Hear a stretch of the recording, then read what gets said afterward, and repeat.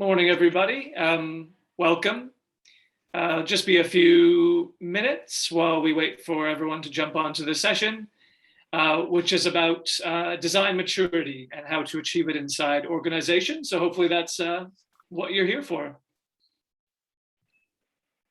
And yeah, while you're kind of waiting, you can occupy your time by just saying hello to each other and to us in the chat.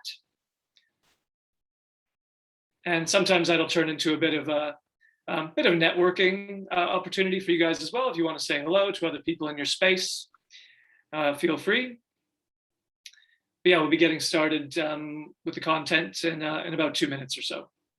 Oh, and you can say hello to Olivia, who's my colleague, who will be in the chat, or Liv, as she's often called.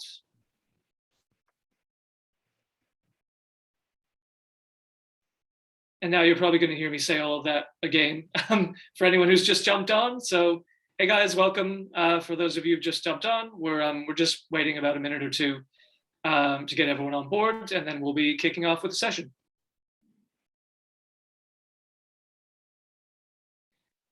And for those of you who have attended our webinars before, welcome back. It's great to see you. Well, not actually see you, but you get the idea.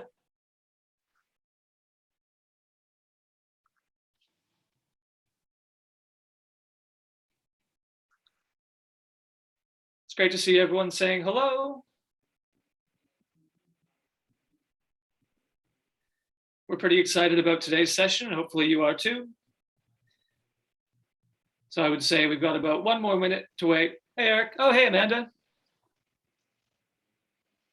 Me and Amanda did a course together at Academy XI, Service Design.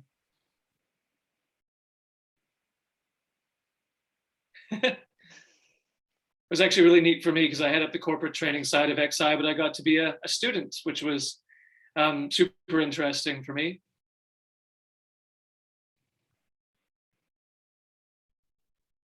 All right, probably be kicking off pretty soon here. We still got numbers coming in, but the beginning is just me rambling on a little bit, so nothing too key. Our panelists are the ones I think you've all come to hear from, and so we'll be kicking off with that in a few minutes. First things first, I'd like to acknowledge the traditional owners of the land on which we're virtually gathered today and pay my respects to their elders past, present, and emerging. So as mentioned, today's session, webinar, which is part of a series, is about design maturity and how to reach it inside organizations. Those can be corporates, it can be government, it can be nonprofits, sort of across the board. Before we jump into that, I just wanted to talk a little bit about Academy XI, which is the company that I work for, why this subject is important to us, and why we put on this webinar, basically. So we're a training organization specializing in design and digital. We have two different sides of the business. So we have the public-facing side of the business, which I briefly mentioned before, where me and Amanda went through a course to upskill ourselves individually, although as part of a group. And then we have our corporate training side of the business, which is what I head up. So that is teaching all the same things, subjects like UX, service design, digital marketing, data analytics, software development, product management, CX, all kind of emerging disciplines. So we teach the same things on both sides of the business, just in a different context. So my world is all about upskilling teams on technical disciplines, or bringing foundational digital data design knowledge into businesses as a whole. So that's a little bit about us. So as you can imagine, doesn't sort of follows on that we would be very interested in this subject of design maturity, where different companies sit on it, and the challenges that designers and also other parts of the business face when they're trying to bring design in, to get it more of a seat at the table, and all of these things. So to help us discuss this topic and to give you guys some tips and tricks for how to go about bringing in design and raising its level of maturity inside your organization, we have 3 amazing panelists. So I'll just get them to introduce themselves. So I may just start with Vida, just because you're the top on my screen for no other reason. Thanks, Eric. Hi, everyone. My name is Vida. At the moment, I'm a design practice lead or head of design in Endeavour Group. So we are, you used to probably known us as the Drinks Group of Woolies. So now we are our own companies. And so in Endeavour X, we have 4 different chapters in design practice, which is UX, UI, surface design, and optimization. Nice to meet you all. Thank you. Great, thanks, Vida. And maybe Gowri to go next. So hi, everyone. I'm Gowri Penkar. I am a service design lead at Carsales. I work with product designers and design researchers in my team of designers at Carsales. Great, thanks, Gowri. And finally, Anthony. Hey everyone, so I'm Anthony Currenti. I'm the UX lead at catch.com.au, or as many people probably know it as Catch of the Day. We go by both names, unfortunately, so it's a little bit confusing. But yeah, the UX role at Catch is pretty much ingrained into product and technology. And our role is really to be the voice of our customer and to make sure our customer decisions are represented at all stages of the product development lifecycle. Great, thanks, Anthony, and thanks everyone for being on board. So as you'll see, we've got a lot of knowledge gathered here, and not just theoretical knowledge, but people who are running teams in the design space, dealing with the executive branch of their companies and other divisions to try and deliver good outcomes both for the business and for customers as well. So one last thing, we're actually going to do a poll. But before I do that, I think I forgot to mention there's also a Q&A button at the bottom of your screen. So if you have any questions for the panelists as we go through the session, you can fire those in there, and we'll try to leave about 10 or 15 minutes at the end so that we can go through your questions and answer them. If we don't get too carried away with chatting, which we definitely did last time in the prep for this, but hey, it's an interesting topic, and so I think there's going to be a lot of interesting insights that'll come out today. So feel free to do that as we go along. And then that brings me to, actually, we're going to have 2 polls. So we do this a lot. Really interesting to hear from you guys around, like where, why have you come here? Where's your head at the moment? And then everyone else will be able to see your answers, and we'll get some statistics out of it, which is interesting as well, I think, for everyone involved. So without further ado, poll number 1. How would you rate the level of design maturity in your current workplace? And this is a safe space, so feel free to be honest, and we'll see how we go. Oh, it's live now. I don't think it was real time last time we did this. Is this new? What a world.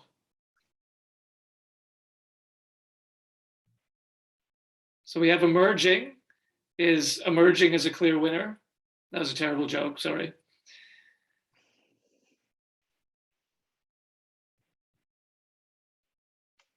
Okay, so we got a few with strategic. So strategic would be the sort of the highest level, where design is, has a seat at the table right from the very beginning, strategic visioning of the company. Emerging is kind of a kind word for not so much, I think you could say. So, all right, so that's pretty conclusive. We've got emerging as the biggest, and then sort of slowly ramping down from there. So that's quite interesting.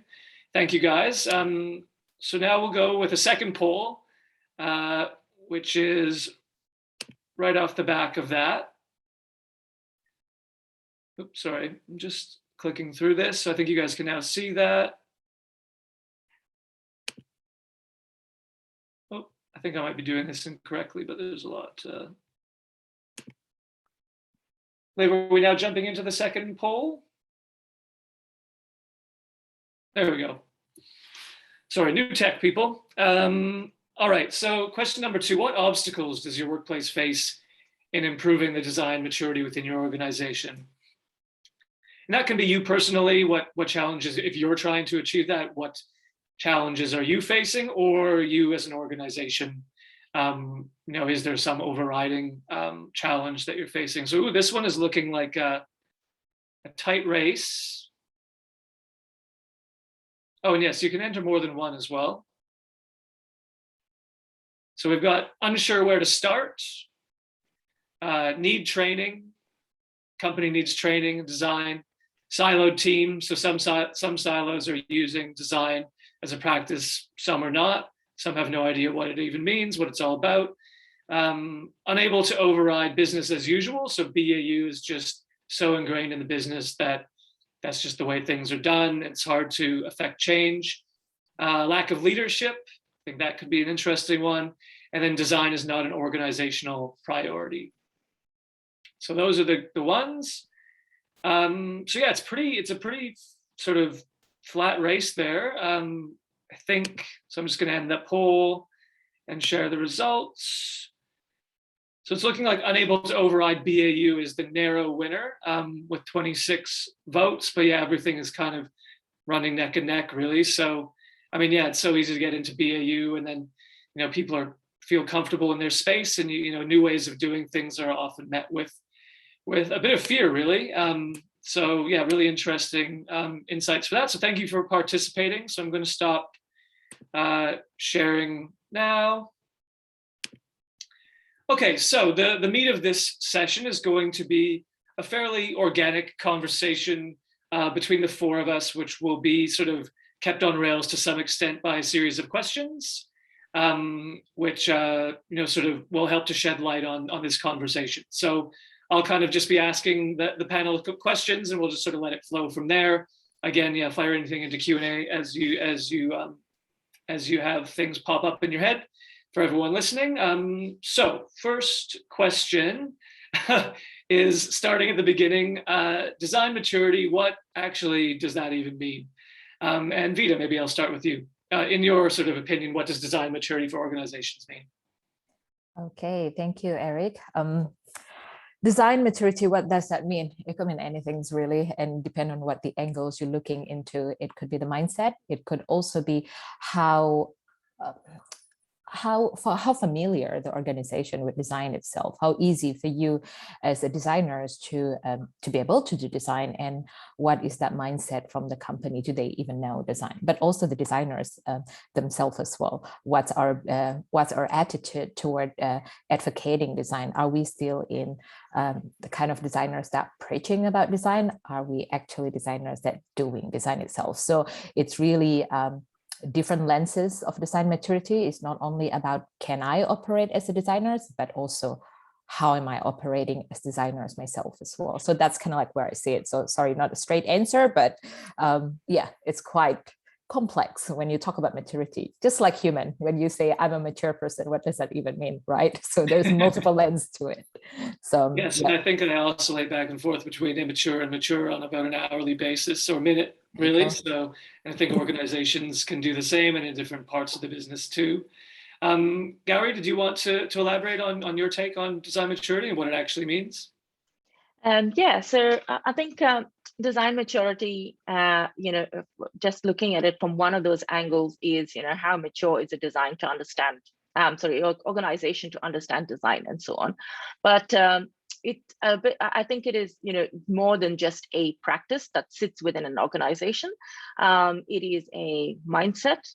It is, you know, essentially bringing people along with you on the journey. So it's not essentially a bad thing to have an organization that is not mature in design. It's just I see it as an opportunity.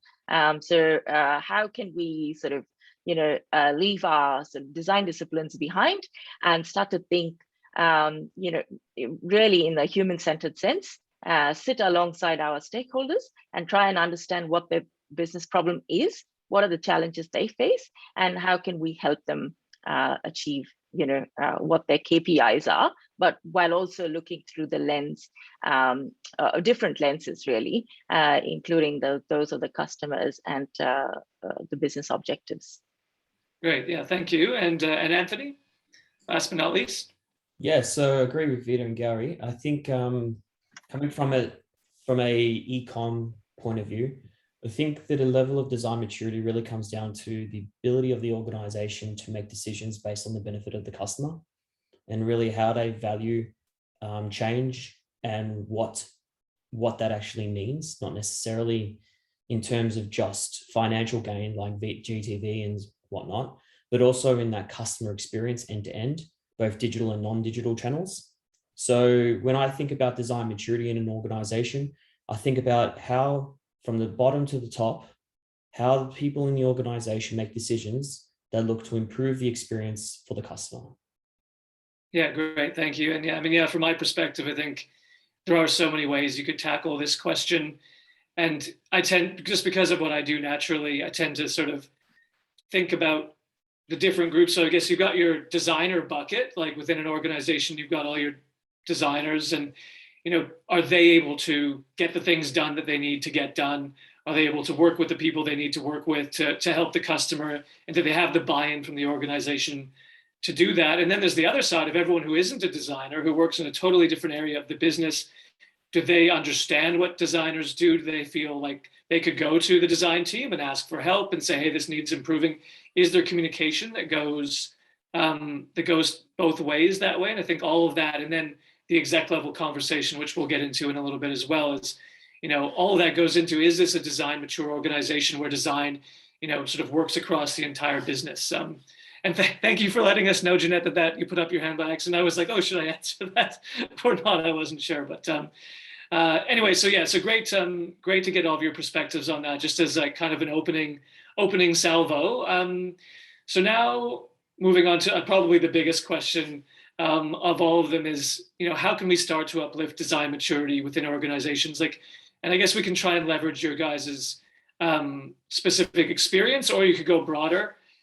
So maybe we'll just jump back to Anthony, just to go the opposite direction of how do you go about trying to bring design to the business and mature it? You start with me with a more complicated question. I think it's important to state that there's not a framework that will work for everybody. It's not a one size fits all. So really the first thing is to understand the business. So what are the challenges within the business? So you've got to start internally. How's your business structured? What is the way that it works? What are some of the pain points? So almost doing a UX or a service design piece on your own organization to understand how people work, how teams work, what are some of the challenges, how people have identified pain points and so on. The next is really for me to understand the customer. So who is your customer? Who are you servicing? What do they need? What do they like? What are the end-to-end customer journeys? All of these things, because if you don't understand, again, the problem, then you don't necessarily know the approach to take in order to get yourself to where you want to be. So really around design maturity, there's a couple of things. The first is, again, understanding what that means from the perspective of design process. So are you going to be a centralized team, distributed team, a hybrid team? How do you work within your product teams? Are they broken up into tribes and squads or whatever other methodology? Are you agile? Are you waterfall? Are you any other number of different processes? And then how do you incorporate things like, rather than just, here's a brief, go off and design it and get it done and hand it over to developers, how do you change that to be more of a conversation at the beginning of, is this the right thing we are working on, rather than let's focus on just designing this thing right? So those are the processes, and they sound quite simple, but a lot of these conversations that need to be had at the very beginning. Once you get to that level, it starts getting into more of a conversation with a higher level of the company vision being led by customer outcomes. Where do we want to take this customer experience, and how does our vision enable us to do that? How do conversations with the technology teams and developers and backend infrastructure teams enable the experience teams to deliver on, not just meeting expectations for, in my case, e-com, but exceeding that and identifying new areas of opportunity that we can exploit, because we've allowed ourselves to work in this very iterative, experimental way, rather than this just very delivery focused way. I know there was a question around the BAU. How do you break BAU and get into more of that really innovative, creative stuff? And really, design thinking is one of those ways that you can help drive that, still do the work to get it across the line, but understanding what the fundamental underlying problem is. And there's a whole bunch more that we could talk about that if we have the time later. Yep, thank you. Yeah, really, some really interesting stuff in there that I could dig into, but I won't. Vida, what are your thoughts on this? Yeah, agree with a lot of the things that Anthony said. I just want to add a couple of things. So obviously there's a lot of people in different stage of maturity. I could reflect on my experience when you come in.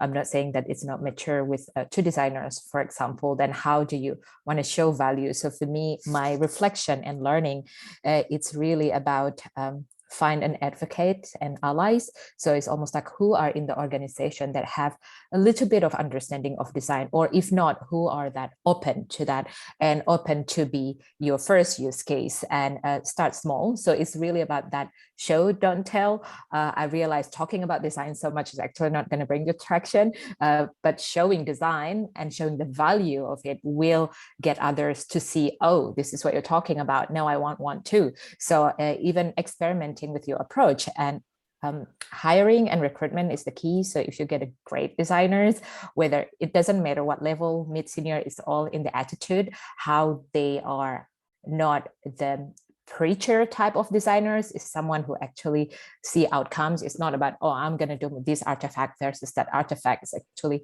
what are the outcome that we want to achieve from a business point of view and customer point of view. Then with their great work, you'll be able to see that trickling effect. And other thing is small wins and iterative approach is good, because that will create that incremental impact for you. So it's okay to experiment. What I mean by that, experiment with your approach, experiment with the structure that you have in your design team, experiment with how you organize the project, and how it's okay to fail. And also it's okay not to solve everything, because obviously as a designers, you come in, oh my God, we should have gone to that. That is such, we're going to save this organization. It's okay. Sometimes time is not quite there yet, and we're not ready, the organization not ready. So even if you only could solve this 1 milliscale of all the big things, that's still a good build of momentum. So yeah, sustainable pace, experimenting, and small things to the big wins. So yeah, that's probably my learning. Great, thank you. And so now it's sort of a third question, but really just following on from the other, which I'll maybe pass over to Gowri. So are there specific challenges inside your organization that you see when you're trying to sort of bring sort of mature design within your business? So some of the challenges I would say is not specifically to my organization, but I've seen this across my experience, is that, when designers come in to organizations, they are excited to create. And that's what they see as that their job is. Let's create this pretty artifact, or this system is broken. Let's go and sort of, build this beautiful thing to replace it. But the thing is, a lot of what we do doesn't have to be, just to smash everything that was there and start from scratch. So a lot of what we do is essentially connecting the dots, illuminating the issues, meeting people getting people across silos, sort of illuminating the issues across the several different departments or portions of the organization, and highlighting that, there are better ways of doing things, and essentially people bringing them along this journey to show them that there is a different perspective, a different lens to look at things. That I see as, that's a challenge, but then there's also a lot of opportunity there. Yeah, I think really good call-outs, and for me to just layer on top of that is that show value, show how design can make things better for internal staff, show executives how it can drive more revenue to the business, and suddenly you're speaking the language that they understand. And I think we'll probably talk about that as we go through, is being human-centered in your approach to your stakeholders, internal stakeholders, and use the language and the terminology that they're going to connect to.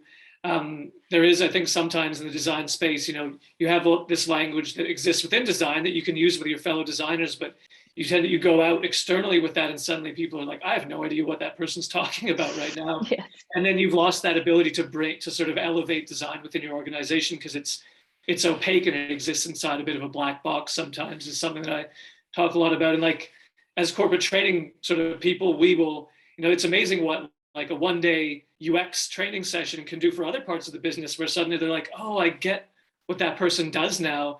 And then you get that sort of interest level. And then, so there's all kinds of different ways that you can just show value and like the why of what designers are doing, and suddenly people get it. And then you get the buy-in is really what precedes the maturity, I would say, in a lot of, or needs to, which is kind of a segue into the next question, which is, do you guys have any specific like tips or tricks for how to tangibly show the value of design to either to exec level or to managers of other businesses, or even to line level as well? And maybe go back to Anthony for that one to start. Yeah, value of design is something that is can be done. I guess from my point of view, speaking the language of the person you are trying to show that value to is important. So removing jargon and having empathy, which I think is a core skill of any designer, of the people that you are presenting to, is incredibly important. So our return on investment on design is something that can be done qualitatively and quantitatively. Quantitatively from the point of view of what is the value, the monetary value of the thing that we're delivering, and how do we show that? So the first thing is, how do you measure success of design? And that could be things like task completion, time spent on page, whatever the metrics are that you're using, that you use to determine success. In the world of e-commerce, it's probably things like GTV or cart conversion or cart abandonment, and all these different metrics that we collect data on. And the idea is, well, we go off and say, how do we reduce bounce rate on the product page? How do we improve cart conversion? How do we make our average order size higher? And we will work on a series of projects, design-led or product-led, or whatever they may be, that look to improve that. And we would say work a few sprints on trying to deliver this, run a few experiments and tests and so on. And we see an X uplift in conversion. Well, that's an ROI that we can then go back to senior management and say, listen, we spent 2 sprints, 4 weeks of a senior designer working on this initiative. And this has resulted in a really significant uplift in GTV. That's return on investment. The other way you can do it qualitatively is around metrics of trust.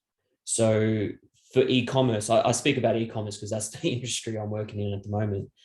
Really, it's around how do we enable our customers to have trust that what they're going to buy from us is actually not going to be a scam, and they're actually going to receive it. Both is at a quality that they expect and at a time they expect to receive it. So those are very difficult to measure quantitatively. I'm sure there are ways, but I haven't come across them. But in terms of how we measure them qualitatively, there's things like we have CSAT scores, and we have surveys that we can run and whatnot. And so we use all of these to show to senior stakeholders, as well as not necessarily seniors, but convince the rest of the business that there is value in thinking about the customer and actually proposing projects and working with these projects in a design-led sort of way. And when I mean design-led, I don't necessarily mean the leader of that project is a designer. It is that the way that the project is run is in an iterative design thinking process of first understanding the problem, validating that problem, going in and actually designing something to test, and running an experiment on that with customers to validate whether your hypothesis is correct. That approach is what we take, and that's what we try and show the value of doing. Great, awesome, yeah, thank you. And that's a big one for me that I'll often talk to exec teams about, or just to design teams about, is, if you can connect customer centricity and satisfaction to revenue outcomes and revenue outputs and bring yourself into the black, that's suddenly people will perk up and listen a lot more. And when you have a project to put in, etc. Gowri, do you have any sort of tips, tricks, ways that you go about sort of talking to executives and senior leaders to show the value of design? Yeah, I think that some of those things that Vida and Anthony already covered off, but some of the things that I've seen in the past are doing things on a really small scale first, you get immediate results. For instance, a usability test. That's like immediate issues highlighted, for instance, with a small number of people, not too expensive to run. And if you have people alongside, viewing those sessions, you see immediate, the penny sort of drops for them, and you see, a change in the perception towards design. So it's taking those small steps and showing immediate benefit, and sort of driving that thinking forward. I might add to that, actually. That's a very good point. One of the things, if you want to do something really quick, is make your research or make your usability test results accessible to everyone or as many people in your organization as possible. Share it if you have a weekly newsletter. Try and get in touch with whoever it is to try and get those test results out there. Share videos if you're allowed to of the participants, because a lot of people make decisions on behalf of the customer who have actually never spoken to a customer before. So get that stuff in front of them, make it remove as many barriers as you can between people in your organization and your customer. So that's an awesome one, Gowri. Yeah, that's exactly spot on. So we do that. What Anthony just said, we do democratization of design. So essentially just share the feedback across the board, and you will find that people across departments and units will find valuable information that's not relevant, that may not be relevant to your particular silo, but others might find a lot of value. So yes, you reach many more people. Yeah, I think people just get interested and excited by this information, like frontline information. We also talk to a lot of the time too, like, oh, okay, as designers, why aren't execs, sort of giving you the buy-in that you want and that you need? And there's this perception that design is kind of fluffy.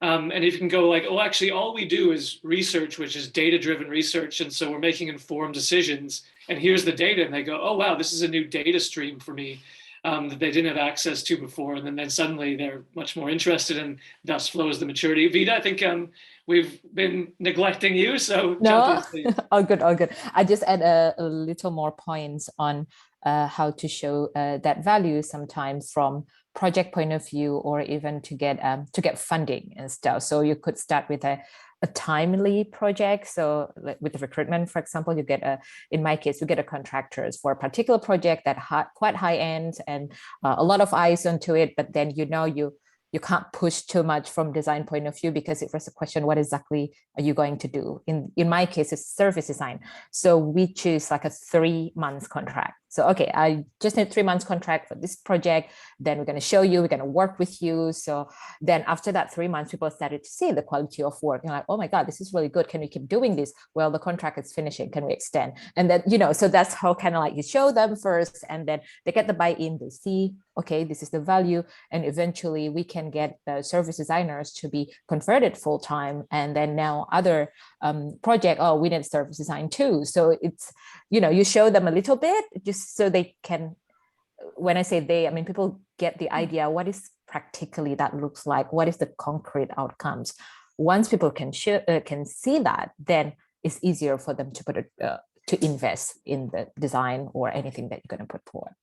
Yeah, I think what I'm sort of hearing from everyone is it's sort of a pull, not push scenario, like pull them towards design by providing value instead of pushing it upon them, which especially because it's often a misunderstood sort of discipline. And so if like exec level, et cetera, don't quite understand what you do and you're sort of preaching at them, they're just going to be like, no, stay away from me. I don't want to talk to you, basically, is what we often see happen. And so a bit of an education piece as well as you go, provide value, educate as you go, and suddenly they're much more interested. So and that was our fifth question, which I think you guys have already kind of dug into, is but maybe we'll just see if there's anything else that pops out of this, because I think it's really sort of tangible for the people listening, is say you want to run a project, a design project, you want to run it using design thinking methodology or whatever is your preferred method, double diamond, et cetera. And you need to get funding for it. You need to at least get it greenlit. So you have any sort of tried, tested, and true processes that you go through to when you're going up to get funding for a project? Maybe back to you, Anthony. Yes. I mean, for us, it's not so much of a problem. Like, we don't work in that whole mentality of funding things. It's, I mean, the way we're set up is it's mostly the product management that work with that. And our role is being really to work with product management to be the voice of customers, so to speak, with product management. So ultimately, the projects that we advocate for are ones that fall under the product management portfolio, or the portfolio for that particular product or that particular feature. One of the things, I mean, is really how do you demonstrate that value? And again, it goes back to how do you raise that design maturity across the organization? You shouldn't have to fight tooth and nail for we want to make it better for our customer. This should just become natural. It's like we want to make it better for the customer. And there's a lot of work that's been done within Catch, for example, both from design team, but also product team and our head of products, as well as, you know, everyone else in the organization, start thinking about the customer. So it's a lot of, not to say that we weren't before, but to think about it in a slightly different way. And so it becomes a lot easier. So again, I don't know if, again, whether you should be focusing on how do you get a project green lit. It should be about focusing on making sure the business understands the value of the work that you're doing and the value of the design. And then trying to get a project green lit becomes less of a trying to fudge budgets around and more of a what is the value we look to provide by doing this piece of work. Yeah, great. And I mean, it sounds like Catch is at a bit more like sort of probably We're getting there. We are emerging. Because yeah, there will be companies where it's like literally trying to convince people that you need to go out and do research with your customers before you launch into a digital build. Oh, that's people will be like, no, we're not doing that. And then other places it is ingrained, and that is really what the design maturity is all about at the end of the day, I guess. So it's important to realize as well that you can't really think about an entire organization at a certain level of maturity. Every department, every team, every person almost has a different level of that maturity. Mm-hmm. And so you need to approach it in a slightly different way. If I'm working with, you know, at one team versus another, I would approach it in a slightly different way when I'm talking about the value for the customer. Some teams are much easier. I hardly have to do anything, which is awesome. Other teams are a little trickier and requires a little bit more of a supporting or a coaching role. Yeah, so using that human-centered approach when you're going internally to speak with collaborators, I think that's sort of a recurring theme here too, which is great. Gowri, did you have anything to add? So in the past, I've had to provide justification, for instance, for research or any other sort of areas of work that we wanted to do in design. And essentially what my approach would be to draw on all the sources of information that we already had. So understand the statistics, the analysis, the analytics, what are the issues, what are the known issues, sort of commentary from NPS, for instance, issues with number of the percentage of people who are dropping off, for instance, or lack of engagement and so on. So using a mix of different pieces of information or evidence-based information, I would use that to ask for funding. So that was in the past, but just like Anthony, I'm in a lucky spot right now. Carsales has got a good place with the entire organization being customer focused. So it's a good place to be in. Yeah, great to hear. And I think e-com in general, by the way, we didn't mean for this to be like an e-com panel. It just kind of happened that way. But super interesting. And it is a space where I think a little bit more advanced in some of these areas, which you've got, and no company is the same. You've got shipping companies who are design is embedded in the business, and you've got technology companies where it isn't. It's really but in general, I guess e-com would be a little bit further down the maturity track, I would say. So I will add to that a little bit, though, to Anthony's and Gowri point in terms of like even though we are already in the stage where we don't need to fight for funding and stuff, but I think as design leaders as well as designers, that influencing keep flow through. So our relationship with the product managers and with other, just to see which area that actually hasn't fully get the design approach, and then where you can like, hey, I think this is need this. So it's more that that maintenance and maintaining a relationship as well to keep that flows. Yeah, it's interesting how, like, another thing we talk about a lot is most designers get into design to design things, as you'd imagine, and then get into a management position and be like, okay, this is new, and suddenly much more of your time is spent doing stakeholder management than you ever anticipated. And do you have the tools at your disposal to do that? And it's something that there's no real course that you can just teach on how to get people on board. So learn by doing and engaging at a personal level with people and bringing the information that they're going to need to them on a case-by-case basis. Okay, so moving on. This is an interesting one from my perspective. We've kind of touched on it. So very few companies in Australia have a designer on the exec team. I guess I would say very few have a designer that's on the executive team or in a very senior role where they've got kind of a seat at the board table, etc. So just interested to kind of hear your thoughts on whether you think that should be a thing, like how you'd go about in a company if you were to sort of wrap governance almost around design as a process that was used across the board. Like, would there need to be a design seat at the exec table, or what would your sort of just open thoughts on that really? Maybe back to you, Gowri. So I think design leadership is very important to setting the scene for design and giving designers a voice. However, I do think that every designer needs to be a leader, and this would mean that as Anthony mentioned, every individual even has different design maturity. So having the maturity in yourself as a designer to be able to carry that conversation, keep the the lens of the customer, think of them, bring the different sort of lenses, actually, the customer lens being one of them, and getting people to think differently is what we would need to have an effective design practice within an organization. And no matter how mature the organization might be, there will be pockets where it does well. There are pockets where it doesn't do that well. You will have people who completely are on board with design in the organization, some that are just not open to it.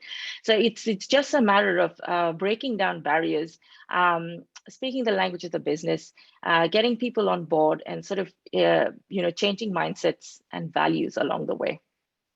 Great, thank you. And Anthony, did you want to weigh in? I think we'll get everyone to do this one.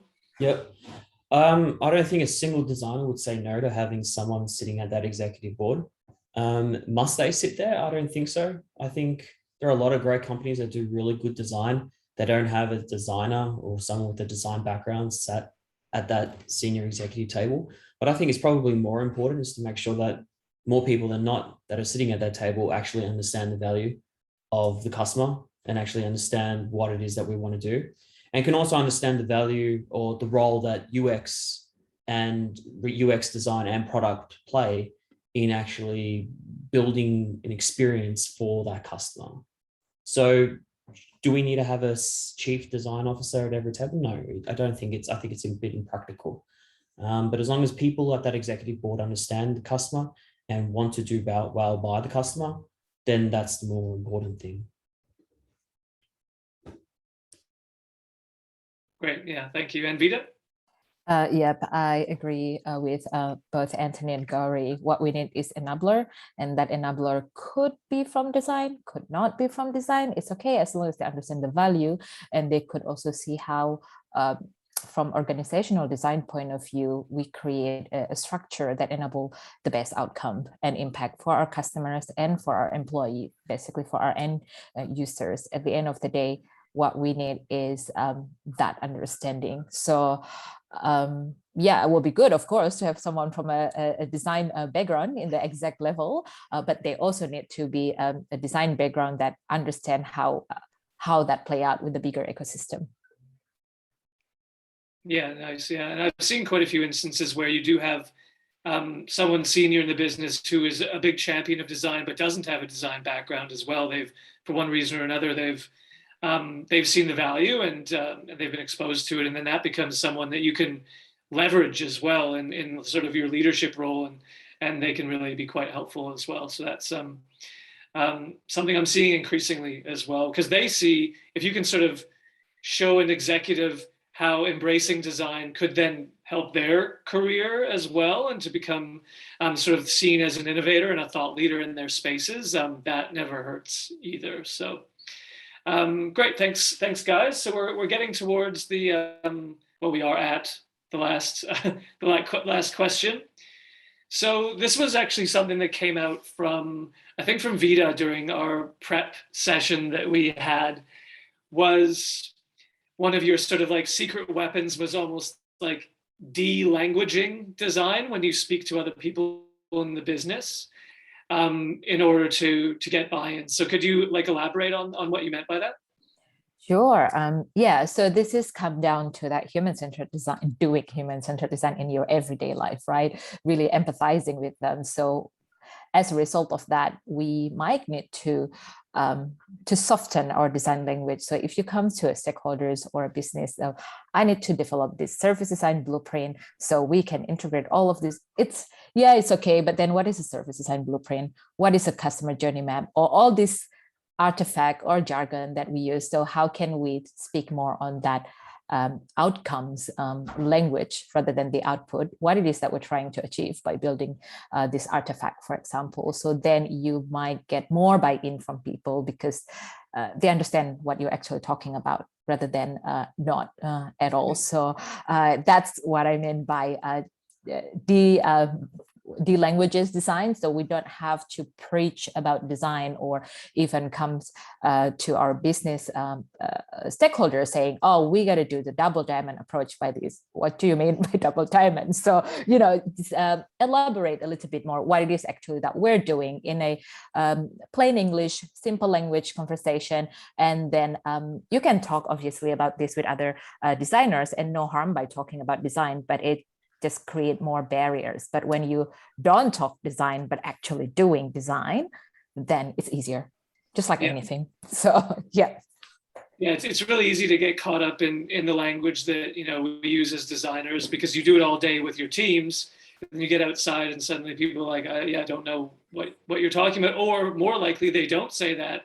They just secretly don't know what you're talking about. And so they're just like, waiting until they can back slowly out of the room, more or less. Sometimes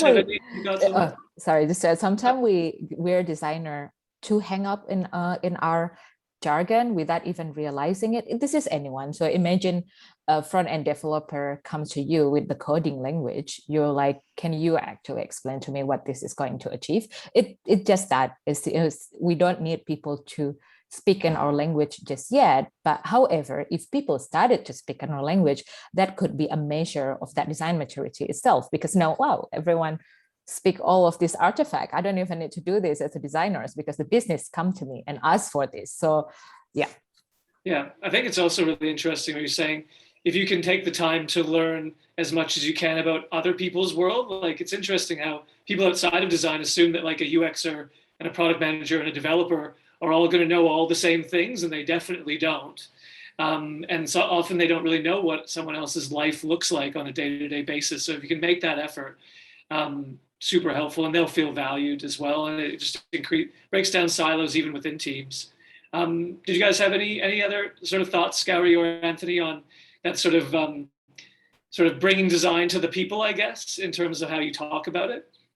Yes, I think the problem is literalism. It's like there's people like follow things to the letter, say, okay, the design process requires me to have a journey map and have personas and have this and that and the other. But really, they miss the point of design behind all of that. So the idea is to get out of it and start to think of it as a way to assist our stakeholders, see the point of view of customers, understand what the customer behavior is.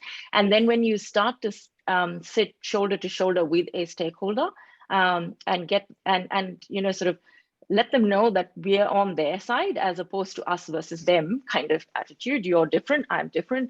Now, when we sit at the table together with them, then they begin to see design as as more than just a process that you go through.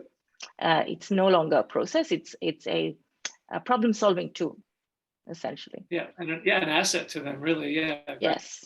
Great. So I think just in the interest of time, we might jump to we have one more poll. So we'll probably put that up now.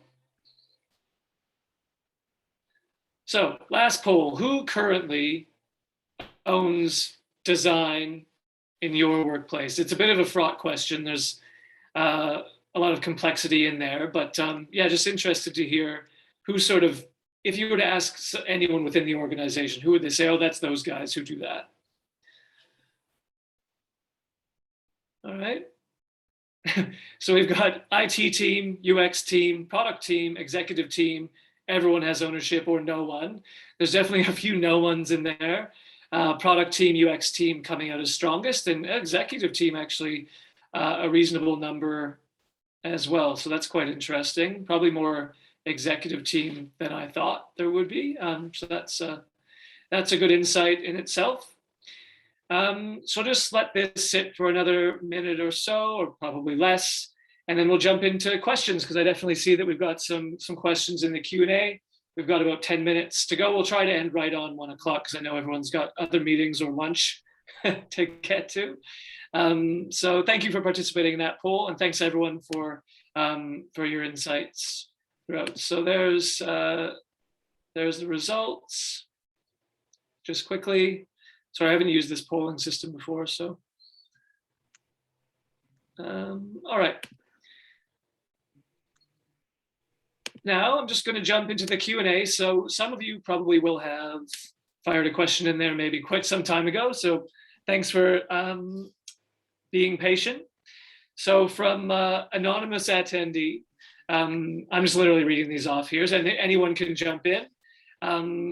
How do you set up the mindset of the organization to make them understand that those experiments that we run can also fail? And it's not about, oh, good question. Yeah, so it's not bad to fail, the perennial one of trying to get people's heads wrapped around the fact that failure is a learning experience. So how would you go about doing that? Anyone? Yeah, I guess I can jump in here around the idea behind failure and being comfortable with it. A lot of people put measures of success. For me, I like the idea of the whole measure of failure. So how do you actually measure failure, and what does that actually mean? And being comfortable with the idea of what an experiment is. An experiment is to try and find what works. And in order to find what works, you have to uncover the things that don't work. And so it's really a design maturity thing as well. But, we're trained from a young age at school to pick the right answer and try not to make the mistake. And so it's a cultural thing. It is a change that takes time.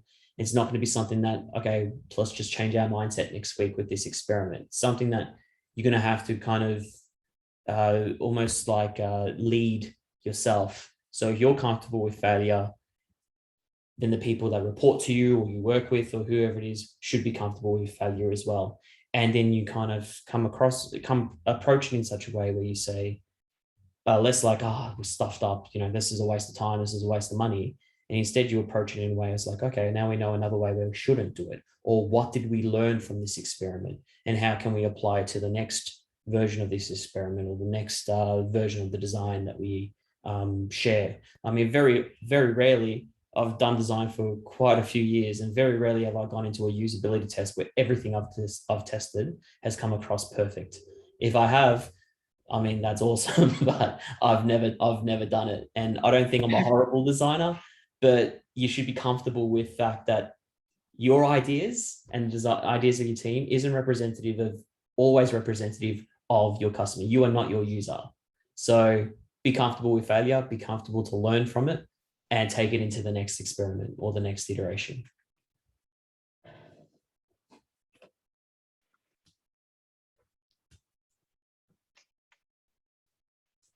That's all I had. I don't know. We're sitting in stunned silence, perhaps. No, I was actually just frozen, I think, is what Oh, was okay. happening there. Sorry. My connection was a bit unstable, but thank you. I mean, for me, we teach design thinking concepts to exec teams quite regularly. And I use the term risk mitigation, probably more than I should, but I mean, it seems to really resonate with them as, yeah, great. Okay, so this failed when we ran a small test that cost us like a couple $100. How much would it have cost us if we built the whole thing and rolled it out and then found out afterwards that it sucked and nobody wanted it? And all of a sudden they're like, oh, right, that's a good point. So I mean, that's a phrase that I use quite often. A question from Mark Lee, which is super specific but great. So yeah, no worries, Mark, about it being specific. When you run a test on like a prototype, how long do you let it ride before you kind of make a decision if this is a failure or a success? I'd imagine it's fairly dependent on the situation, but do you guys have any thoughts on that? So typically you look at iterative tests. So you run it with a number of users, so typically 5 to 6 people, and see how many times the same issue comes up over and over again. And then of course there are various other ways to assess its priority level. So you would see how many times, how common the issue is, how many times would a user or a customer or a person come across that particular issue, how serious it is to the business in the business context. For example, if it is someone who cannot log in, then that is an immediate hit to a certain business objective. So looking at all those different variables, you can assess the priority and across this particular iteration. Once your iteration is done, then you assess it and then make changes and do the next one. I hope that answers the question. Yeah. I'll add to that as well, Gowri. And other avenue that you can take the next step from that is your optimization team. If you have a CRO team, you can do like your targeted tested, and then from there you get the quantity. You'll see the numbers, how big it is impacting your conversion and your bounce rate and all of that. If you've got that answer, the data speaks, so you can make that decision. If it's too big of a risk for the business, then you might need to change that design. Great, thanks guys. Sorry, I will say now we've got about 3 minutes left. So thank you everyone for the questions that you've put in. We probably won't get through all of them. So I'm just kind of going through and seeing what we have. A few of them actually were similar questions from different people, which is great to see that, I mean, in a way that, sort of the same questions are popping into people's brains. I think here's a good one that almost could be the last, to be honest. It kind of encompasses a lot of what we've been talking about. From Bullet, and sorry if I've horribly pronounced that, my bad. How do you approach introducing greater design maturity to a team with multiple stakeholders that have low emotional intelligence and openness? Bit of a tricky one there, but I think we've probably all been there in some way, shape, or form. It's a tough question. Really, design maturity, it is a slow burn. It is a marathon. It is something that you can't expect to change over time.